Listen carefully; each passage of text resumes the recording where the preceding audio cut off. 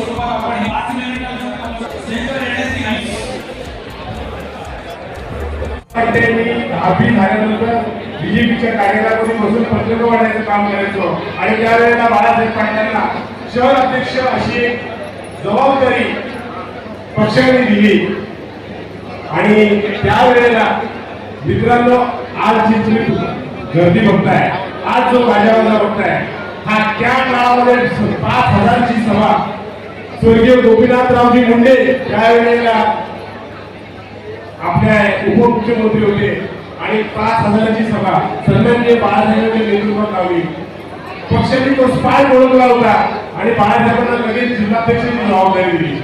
मित्रांनो आपण विक्रमजीला पाहिलं परंतु बाळासाहेबांना पाहिलं नाही, आम्ही जवळून पाहिलेलं आहे. एक काम करण्याची पद्धत आम्ही बघितली. आमच्यातल्या एका कार्यकर्त्याचा एक मोठा विषय होता, कलेक्टरकडे होता. बाळासाहेबांना तो विषय 4 वाजता समजला. असे असंख्य कार्यकर्ते असतील ज्यांना विक्रमदादा पाटील आणि बाळासाहेब पाटलांचा थोडासा अनुभव आलेला असेल. परंतु ही गोष्ट तुम्हाला आवर्जून सांगतो, कलेक्टरला बाळासाहेबांनी फोन केला, साहेब मला मीटिंगला जायचंय 5 वाजता, आपण उद्या येता का? साहेबांनी सांगितलं मी आत्ताच येतोय, तू तिथे थांबायचंय.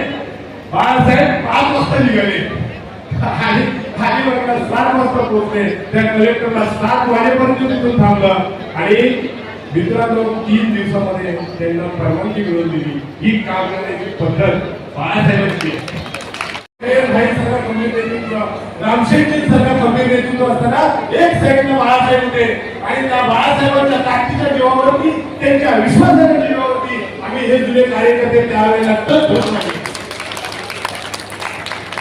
मित्रांनो ग्रामपंचायतीची इलेक्शन असो, आम्ही कुठेतरी एखादी शीट उभी करायची, पण मारामारी झाल्याशिवाय ती शीट पडायची, पण मारामारी झाल्याशिवाय इलेक्शन व्हायचं नाही. आम्हाला एक विश्वास होता, एक ताकदीने खंबा आमच्या मागे उभा राहणारा आमचा एक हक्काचा नेता, एक हक्काचा लीडर आमच्या पाठी आहे आणि तो आम्हाला त्यातून वाचवेल हा विश्वास कालही होता, आजही आहे, उद्याही राहणार आहे. मित्रांनो असं नेतृत्व आहे. बाळासाहेबांना आम्ही पालकत्व दिलं, तुम्ही सगळ्यांनी पालकत्व दिलं आणि एक पालक कसा असावा, माझ्या प्रत्येक कार्यकर्त्याची जबाबदारी मी कशी घेणार आहे, या पद्धतीचा नेता कसा असावा. मित्रांनो हा रायगड जिल्हा आता 2 भाग झाले. त्यावेळेला शेवटच्या टोकापर्यंत साहेबांच्या बरोबर जायचो. आम्ही तरुण वयामध्ये असल्यामुळं साहेबांना पूर्वीपासून थोडा ऍसिडचा त्रास होता, त्यांचा डबा त्यांच्यासाठी असायचा, ते गाडी डबा खायचे, आम्ही काय वडापाव वगैरे आणि शेवटच्या टोकापर्यंत प्रवास करायचो आणि टोकापर्यंत प्रवास केल्यानंतर रात्री एका उशीर व्हायचा. मग त्याच्यामध्ये जेवण जेवल्यानंतर आम्हाला साधारणतः 12-1 वाजायचे. आमच्याकडे कोणाकडे 4 व्हीलर नव्हती, म्हणजे आजही नाही, आजही आमची कधीतरी बंद पडेल त्याची गॅरंटी नाही. बाळासाहेबांनी अशी माणसं कमवली आणि ही माणसं मेन म्हणजे टिकवली.